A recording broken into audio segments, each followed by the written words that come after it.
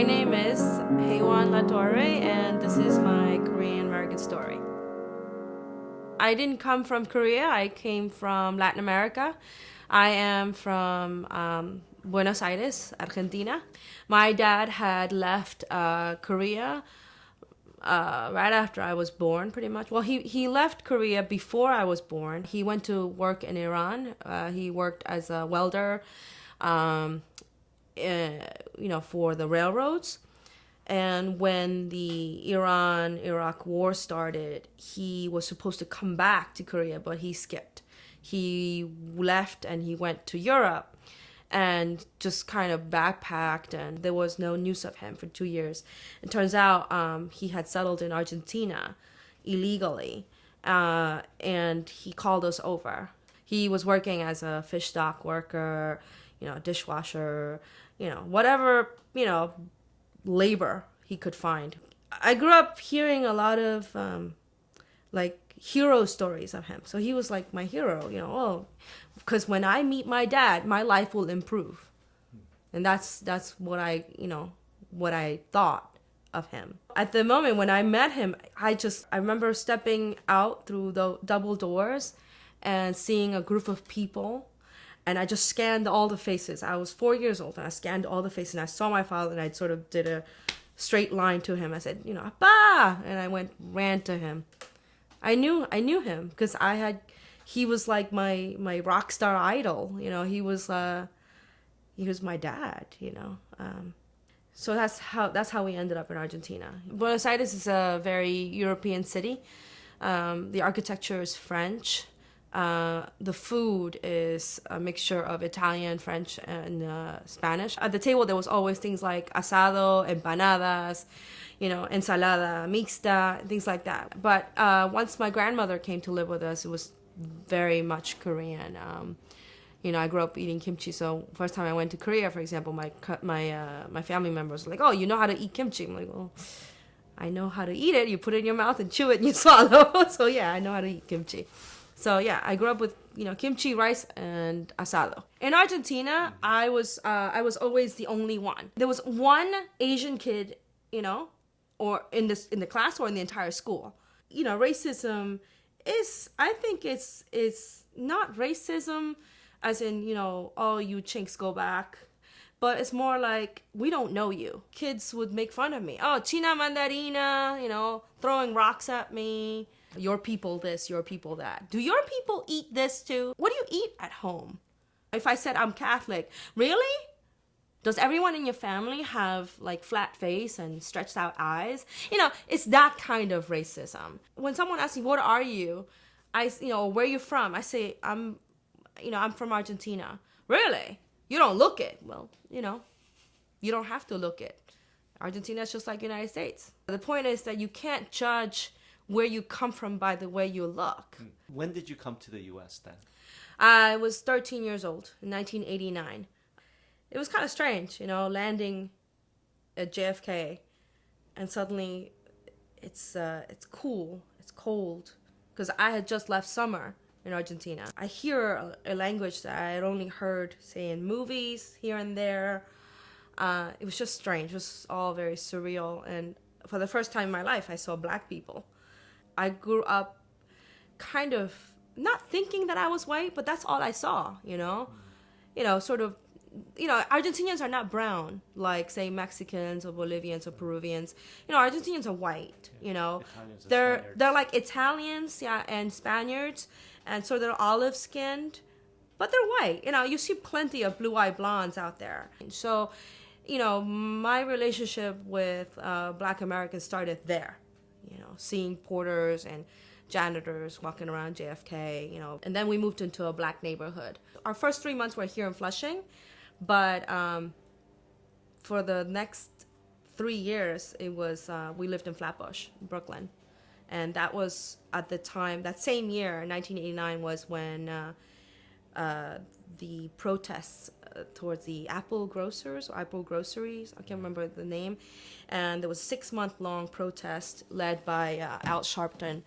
I saw that every time I walked by, and that was pretty shocking. Suddenly, you come to the United States and, all these, the black community in that neighborhood. We lived in the black community. Suddenly they're all saying, get out of this neighborhood, go back to your country. And so my parents would have to say, oh, we're not from there. We're not like them. We're from Argentina. Or we're different. We don't do that. Some customers would say, oh, that's terrible what they're doing over there. They should just leave the grocers alone. But you guys are cool. And so, our customers made a point to say that you guys are cool. I didn't believe it, I felt like, the whole neighborhood really wanted all of the Asian people out. And then a few months after that, it was LA riots. So my first 2-3 years in the United States was just, there was so much racial conflict, political unrest, and such a focus on the relationship between Korean Americans and Black Americans that defined what kind of person I would become. When I came to New York, I became, my political and activist consciousness woke up. When I went to college, when you're filling out applications, people ask you, what are you? What are you? And, there was so much talk of ethnic studies around that time. And so I slowly starting to say, yeah, I'm Korean American and we should study Korean American studies in college. Why not? Asian American studies. Yes. When I went to Hunter College, I decided that my major was going to be English, and I studied cross-cultural studies. And so I was exposed to, literature of the diaspora, a whole bunch of Korean American literature that I did not know existed. So I was proud of that.